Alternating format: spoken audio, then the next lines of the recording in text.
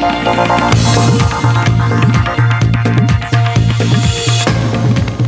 and welcome to Walk the Talk. I am Shekhar Gupta in Ajmer Sharif at this great symbol of syncretic India, the Dargah of Khwaja Moinuddin Chishti, also known as the Garib Nawaz. And my guest today is one of the most loved practitioners of syncretic Indian music, who's also now starting a journey of spirituality, A R Rahman or A R Rahman, who all of us love and admire, who always produces something new, whatever it does, and something that we always love. Rahman sir, welcome to Walk the Talk. Nice meeting you. And what a nice venue to be doing this at. Yeah, I think we're lucky actually. We're meeting in this place where a lot of Hindus, Muslims and Sikhs and Christians all gather together to get spiritual experience, and I'm glad you're here. I'm very glad to be here. In fact, I remember in one of your songs, Pia Haji Ali, there is that line, Hindu, Muslim, Sikh, Isai, as paate hain. Yeah. I think the reason of Sufism in India was created for this kind of togetherness of all the religions, and to in Islam, if you take the only couple of celebrations, which is like Eid and the birthday of the Prophet Sallallahu Alaihi Wasallam. Whereas when you come to Ajmer, then you realize that it's like a celebration which goes for 7 or 8 days. The Urs of Khwaja Moinuddin Chishti. This is exciting.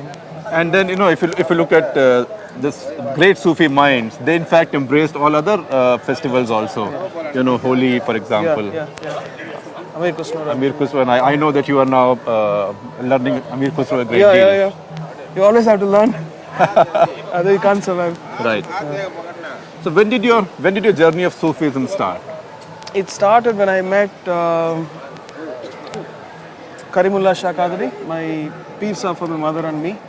And he was treating my father when my father was very ill. He was a spiritual healer, and we went through a lot of spiritual experience through him. And then when my father died after 10 years, we met him again. And then he brought us into the Sufism actually. Right. And since then? Music and the Qawwali and all those Mauluds and the Zikr and all the stuff. Right. Yeah. So how is Sufism different from Islam, from classical Islam? Sufism, or is it classical Islam? Actually, if you take Sufism, it's not different. It goes one step above. It takes the Sharia. We practice everything. We pray namaz, we fast and everything. But we go into this world where we want only God's love. Right. It goes beyond it. So it breaks when you take a religion, it's like an outer garment. If you don't understand the real soul of it, the real soul of it comes from Sufism. When you know Sufism, then you know what is underneath it. Then it's all about love. Right.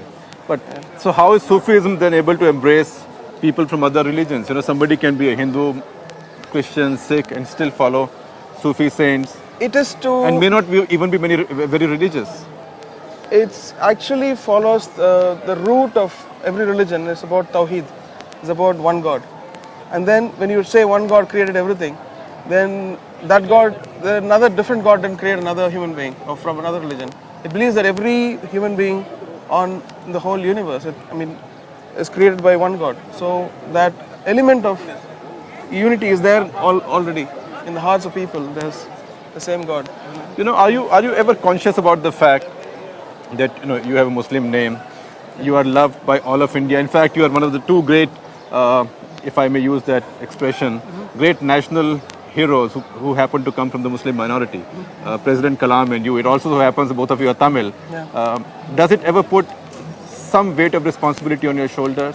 Are you conscious of it? It Does when you see in that angle, but when you look at the simple angle that you have to lead a life which you started intending, and then you just carry on like that, not get carried away. Because the world suddenly sees you as big and suddenly might see you as a small thing, but you have to have a self-esteem, and then you have to have an inside space to realize that you have to keep going on. No, but you get so much affection. Yeah, of course, I love all that.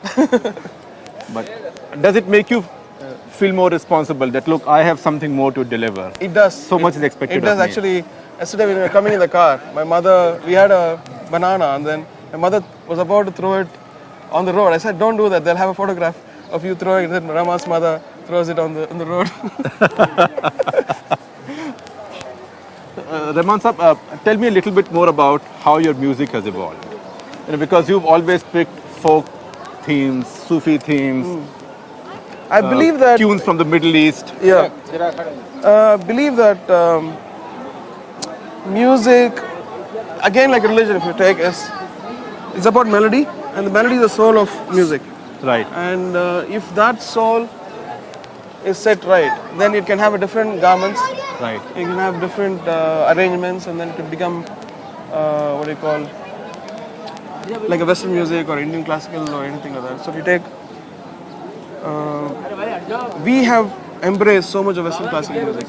Our old composers have taken some of the Western themes and made extraordinary hit songs. Such as which ones? There are a lot of them. But even if you take Sound of Music, it's become, which is a Western musical, like Right. Roja has become like a nursery rhyme of India. Right. Every little child knows Roja. And our music, if you take, when Vande Mataram was done, the melody was done instrumental.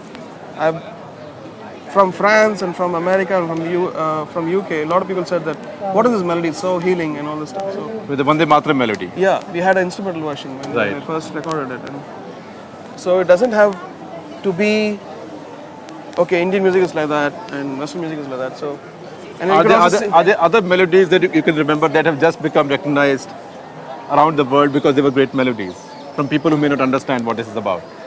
there's another thing also, like the rhythm of Punjabi music. If you take, Right. that's become very hot now. And Indian melodies still have to get its big due. And I think it's getting, if you take Bombay Dreams or if you take the songs of Indian composers which are becoming big, there are a lot of examples for it. I can't. But international melodies, things that are recognized around the world, things from Lara. Yeah, exactly. If you take Macarena and if you take Lara's theme and if you take Dr. Zhivago, Right. it's all become part of our culture also. Right.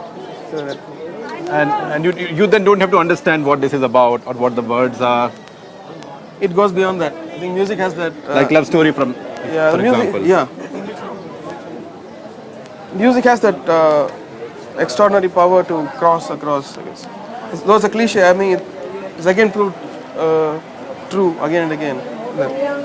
How did Vande Mataram happen? Vande Mataram happened because 5 years of film music, I got really bored.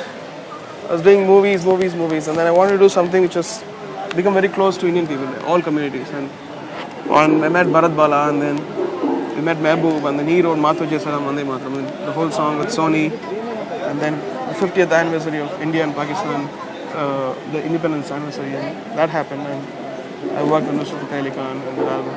So it was a really memorable experience. And I can't explain how I feel about it whenever I think about it. Does it give you an emotional high when you Yeah, sing that definitely. song? It reached, a couple of weeks back, I was in New York. Was a Grand Marshal for the New York Independence Day Parade. I sang that song. All Muslims, Hindus, all kinds of people were there. Very exciting. But that's the fascinating thing. Until you did this, nobody understood the meaning of Vande Mataram as also Matho Jai Salam. It's just a simple translation. It had to happen that time. It happened. It's no explanation for But it. it needed the power of music and the power of your creativity to do it. Yeah, most of. I think when something happens musically or a big statement happens, it is by the power of God. Nothing can happen without the power of God. That's what I believe in. But when you did Vande Mataram, you were conscious of the fact that that whole idea had been politicized over so many years. I didn't know a thing actually. I was very naive. But And I'm later you glad think- that I was naive. But also. you were glad that you were naive. Yeah, because for me it was a song which connects all of us together. And if people politicize and make it vulgar, it's their fault. Right. So you're saying you're glad you were not conscious because if you were conscious, maybe Vande Mataram, Matho Jai Salam may not have happened. Not like that. It would have been different.